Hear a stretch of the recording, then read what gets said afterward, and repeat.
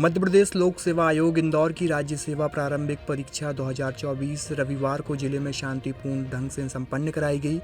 Collector Sandeep GR ने परीक्षा के मद्देनजर जिला मुख्यालय पर शांति एवं कानून व्यवस्था बनाए रखने के लिए कार्यपालिक दंड अधिकारियों को नियुक्त किया था, जिनकी देखरेख में छतरपुर शहर के 7 परीक्षा केंद्रों पर OMR पद्धति से 2 पालियों में परीक्षा कराई गई। प्रथम पाली प्रातः 10 बजे से 12 बजे तक हुई और दूसरी पाली दोपहर 2:15 से शाम 4:15 तक आयोजित की गई। परीक्षा में शामिल हुए अभ्यर्थियों ने MPPSC के पेपर के बारे में जानकारी दी। साथ ही साथ उन्होंने पेपर लीक मामले पर भी अपनी प्रतिक्रियाएं दी हैं। सुनिए MPPSC का पेपर लिखकर बाहर निकले छात्रों ने क्या बताया। कैसा पेपर रहा? सेकंड पेपर तो काफ़ी इजी आया था। फर्स्ट पेपर भी इजी आया था। UPSC के पैटर्न को थोड़ा थोड़ा ज़्यादा फॉलो किया था और MP में ट्राइब से रिलेटेड ज़्यादा चीज़ें पूछी थी। अच्छा गया? हाँ, अच्छा था। कौन सा था फर्स्ट पेपर, कौन सा था और सेकंड कौन सा? फर्स्ट जनरल स्टडीज़ था जिसमें GK और MP GK आई थी और सेकंड CSET था जिसमें मैथ्स, हिंदी और इंग्लिश आई थी। पेपर लीक हो रहे हैं तो इससे कितनी आप लोग तैयारी करते हैं? हाँ, कल रात में जब ऐसे पता चला कि पेपर लीक होने की खबर आई है तो निराशा तो हुई, लेकिन एक एस्पिरेंट क्या कर सकता है, उसको तो पेपर देना ही है, नौकरी करनी ही है, तो बस आ गए पेपर देने। जी। कोई प्रश्न ऐसा जो बताना चाहेंगे आप?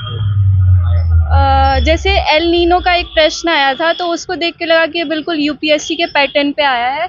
बाकी इस साल ईयर्स कम पूछे गए थे तो थोड़ा ऐसा लगा कि UPSC को फॉलो किया गया है, तो वो अच्छा लगा। क्या नाम है आपका? साक्षी नाम है, साक्षी। किस तरह का आज पेपर रहा? अच्छा था पेपर, ऑल ओवर ठीक था। मतलब PCS में फैक्ट तो रहते ही हैं तो उस हिसाब से मतलब ठीक था। कितनी शिफ्टों में हुआ है पेपर? दो शिफ्ट थे। सुबह 10 से 12 था और अभी शाम को 2:15 से 4:15। जो पेपर लगातार लीक हो रहे हैं तो उसको लेकर क्या है? उसको लेकर तो यही कि प्रशासन को मतलब ठीक से ध्यान देना चाहिए और जो लीकेज प्रॉब्लम ये हो रही है ऊपर लेवल पर ध्यान देना चाहिए लोगों को, मतलब गहराई से थोड़ा सा, कि पेपर लीक ना हो, क्योंकि बच्चे बहुत मेहनत करते हैं और जब पेपर लीक होता है तो फिर बहुत दुख होता है। माइंड डाइवर्ट होता है कैसे? बिल्कुल होता है, ऑफकोर्स होता है। मतलब एक तो इतनी मेहनत करो और फिर बाद में पता चले कि पेपर लीक हो गया तो थोड़ा सा दिक्कत होती है। भैया क्या नाम है आपका? अभिषेक मिश्रा। किस चीज का आज आपने पेपर दिया है, कैसा रहा? MPPSC का स्टेट सर्विसेज का। कितनी शिफ्टों में हुआ है पेपर? 2 शिफ्ट्स में। कैसे प्रश्न आए हैं? क्या प्रश्न इजी थे। कोई प्रश्न थे याद हो?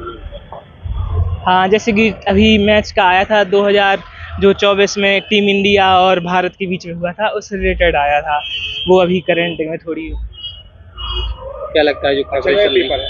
हाँ, पेपर तो अच्छा गया है, बाकी रिजल्ट के बाद में पता चलेगा।